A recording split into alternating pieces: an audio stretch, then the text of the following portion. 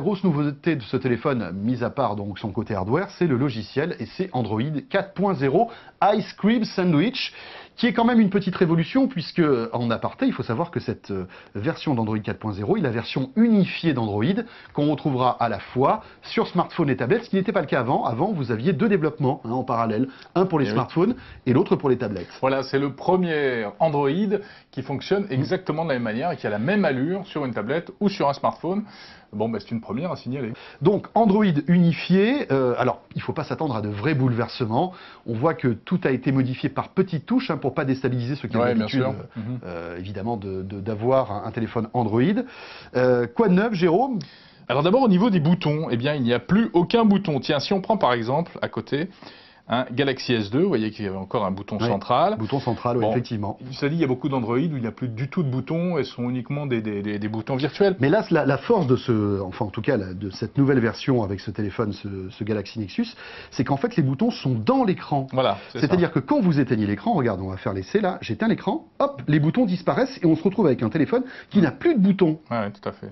Par exemple, on va prendre un autre téléphone sous Android, c'est un HTC, et on voit que là, il y a 4 boutons, qui sont également des boutons tactiles, et on passe avec Android 4 à seulement 3 boutons, qui sont le bouton Home, le bouton Retour et le bouton Multitâche, qui n'existait pas précédemment. Voilà, et là, le bouton Recherche a disparu, n'est plus là. Mais cela dit, la nouveauté, c'est que vous avez une barre de recherche intégrée dans Android 4. Regardez là, elle est ici. C'est-à-dire que vous avez tout en haut une barre de recherche qui va vous permettre, en fait, de rechercher ce que vous voulez. Et elle est toujours présente. Elle est toujours présente. Ouais. Regarde bien, elle est là. Elle est sur toutes les pages, en fait. Ce qui fait que vous avez toujours Google en recherche sur les pages d'accueil. Bon, alors évidemment, comme c'est un système Google, ils auraient eu le tort de se priver de cette fonctionnalité qui est très très pratique. Et alors cette recherche, en fait, c'est une recherche non seulement sur Internet, mais également dans le téléphone. C'est un peu le Spotlight d'iOS, c'est-à-dire que vous allez pouvoir rechercher ce que vous voulez, les SMS, les MMS. Vous pouvez même le paramétrer, le moteur de recherche. Regardez, on fait ça là. Voilà, paramètres. Et vous pouvez dire au moteur de recherche d'indexer en fait ce que vous voulez, les applis, les contacts, la musique, navigateur, SMS, MMS, et puis donc le moteur de recherche de Google. Pratique, là encore, pour avoir tout sous la main. Très bien. Bon, je reviens un instant sur ce bouton multitâche. C'est important, il a presque une valeur symbolique parce que Android 4 insiste énormément sur le multitâche qui a encore été amélioré et qui donc est accessible très très facilement et qui a qui se présente différemment, ça ressemble un peu à Honeycomb en fait. Là on retrouve ce qui existait sur les tablettes précédemment, mais qui n'était pas disponible sous cette forme sur les précédents téléphones Android. Et puis très facilement vous pouvez supprimer de la liste des applis qui tournent en tâche de fond pour libérer de la mémoire de votre téléphone. Voilà, de temps en temps, ça peut être bien pratique si le téléphone commence un petit peu à ralentir. Bien. Voilà. Alors si vous montez d'un cran, on voit que juste au-dessus, eh bien, il y a 4 raccourcis qui sont regroupés dans une barre qu'on appelle le dock.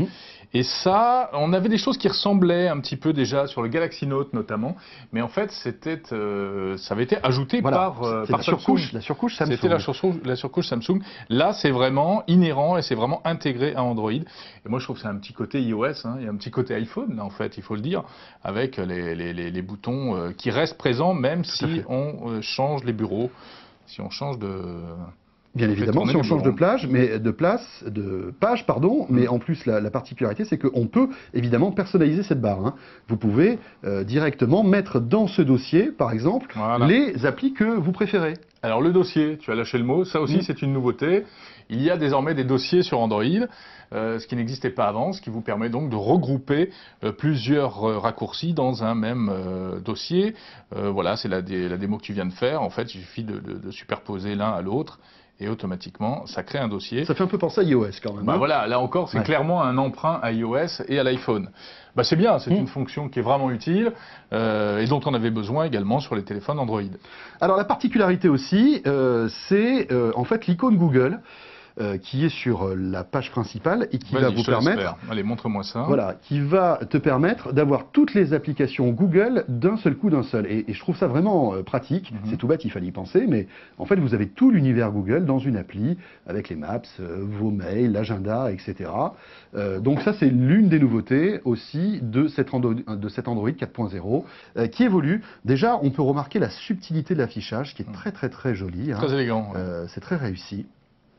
On voit que voilà, le design est très léché. Regardez tout en haut, vous avez eh bien, là encore un classement à la fois des applications. Vous cliquez sur appli, vous avez les applis qui apparaissent, mais aussi des widgets. Les widgets que vous pouvez rajouter sur l'écran d'accueil, hein, si par exemple vous voulez... les widgets qui sont donc du contenu mis à jour de manière dynamique. Voilà, et que vous mettez sur votre page d'accueil et qui se mettent à jour en temps réel. Par exemple, contact. Voilà, vous pouvez mettre contact ici, par exemple, et vous vous retrouvez avec les contacts ici même. Donc, application, widget, et puis là le petit bouton, le petit raccourci pour aller directement sur le market d'Android, qui pour l'occasion a été mis à jour. Change de look. Ouais. Voilà. D'ailleurs, il a été mis à jour sur la plupart des téléphones Android. On se rend compte que là encore, l'Android Market essaie de rajouter vraiment de l'éditorial. Vous avez à la une, choix de l'équipe, etc. Voilà. Ils mettent en avant, ils poussent les applications qui valent le détour. Ce qui n'était pas forcément le cas avant. Petite nouveauté aussi concernant l'appareil photo. Vous prenez une photo, par exemple, tiens, on va prendre la photo de la boîte du Galaxy. Hop. Voilà.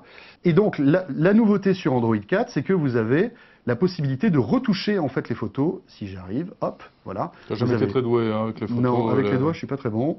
Voilà, et vous pouvez retoucher les photos avec plusieurs paramètres. Vous pouvez donc booster tous les paramètres. Voilà, alors ça, on trouvait déjà ce genre de choses sur d'autres appareils Android, mais en fait, c'était des programmes qui étaient ajoutés par les constructeurs, hein, souvent.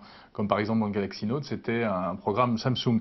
Là, ça devient vraiment une fonction intégrée à Android. Même histoire pour en fait la vidéo. Vous avez maintenant un logiciel de montage vidéo qui est inclus dans le téléphone. Autre nouveauté... On voit qu'Android prend du gonfle, hein, prend du poids, prend des... Autre nouveauté qui est intéressante, Jérôme, c'est le fait que maintenant on peut lire des DivX en natif avec Android 4.0. Avant, ce n'était pas possible. Il fallait installer soit un lecteur vidéo qu'on achetait ou qu'on téléchargeait sur Android Market, ou alors avoir une surcouche Samsung ou autre. Là, maintenant, encore une fois, c'est dans Android 4.0. Ça ne lit pas encore les MKV. Hein. Est-ce que ça ne va pas jouer des tours à Google, ça? Parce que si Android commence à... Ça laisse un peu moins de marge de manœuvre pour les initiatives venant d'éditeurs tiers.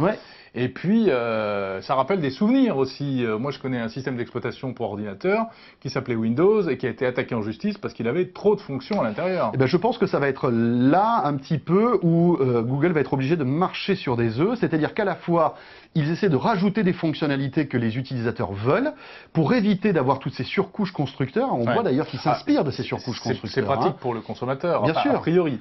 Oui. Condition que ça ne fasse pas disparaître d'autres applications intéressantes. Tout à fait. Mais d'un autre côté, c'est vrai qu'à rajouter comme ça des applications de manière automatique, on peut imaginer que ça peut être un frein à la concurrence, effectivement. Mais c'est vrai que c'est une très belle réflexion, Jérôme. Félicitations.